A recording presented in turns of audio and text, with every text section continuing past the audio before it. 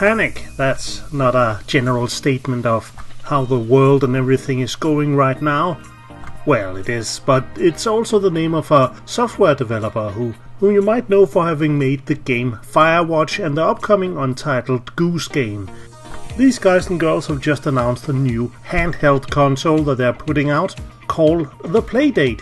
It looks like a tiny Game Boy, kinda what you would expect it to look like in a cartoon show where you want the characters to look like they're playing video games.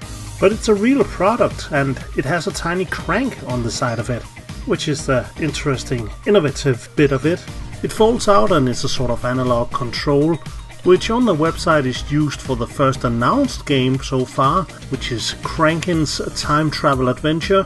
And it got me thinking, what other games could you put on this system that kinda utilizes the crank in their own way? So I put together a couple of ideas, which you are free to use if you're a game developer watching this video. And some of these are gonna be completely stupid and useless, but hear me out. The first thing I thought about when I saw the crank was to message Capcom on Twitter and telling them to port all their Resident Evil games to the Playdate.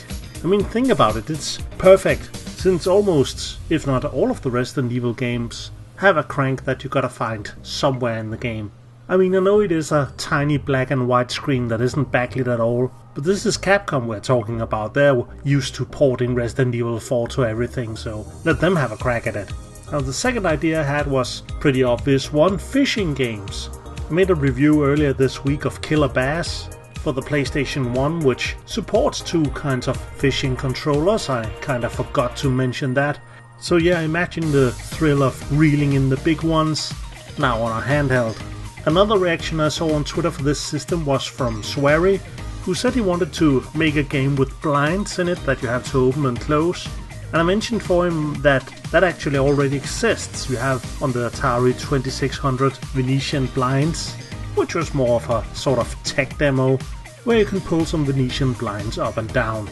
So yeah, why not make a sequel to that, or an SD remake? I guess it wouldn't be HD on this screen, and with fewer colors I guess it kinda can be qualified as an SD remake or demake, but all you have to do is take Venetian blinds, add achievement, loot boxes and microtransactions, and you got a game that is just as engaging as any other AAA modern game. Now here's another idea: how about a golf game? Most video game golf games usually have a bar that runs back and forth, and you just gotta time your button presses to hit the ball. But what if the power of your stroke was more analog and manual?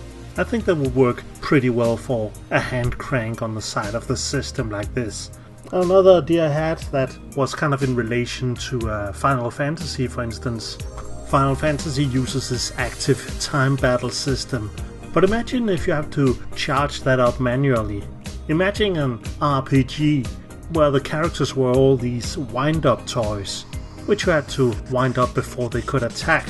Would it be annoying or frustrating in the long run? Maybe, but if you balanced combat in a way that you had to attack less, well then maybe it would work, I don't know. Speaking of winding things up, how about an old-timey racing car game, where you kinda had to wind up your car every time you crashed into something to get it started again? There was also something about the image of winding something up that made me think of Defender of the Crown. This is one of those classic strategy games on the Amiga, where you always saw screenshots from this section where you have to fire a ballista. And that section is kind of analog controlled. You have to pull the ballista back with the mouse and release it to fling a rock against the castle. But what if instead you had to wind it up using the crank on the Playdate? Like, in general, there's something that feels right about controlling a ballista or cannon by adjusting the trajectory with a crank. So I don't know, that's just some of my ideas.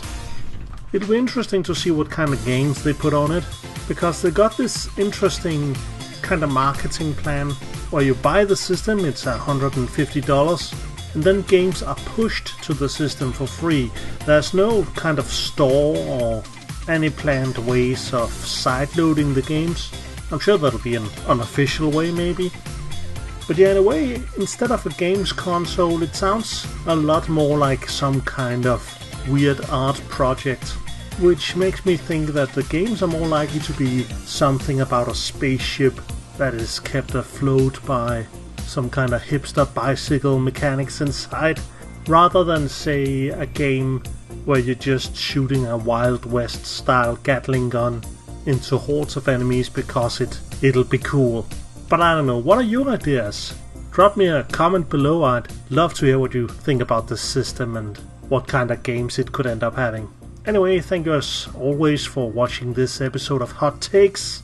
Thank you for subscribing, and a big thank you to all my Patreons who are supporting me with just $1 a month, which you can too by following the link below the video.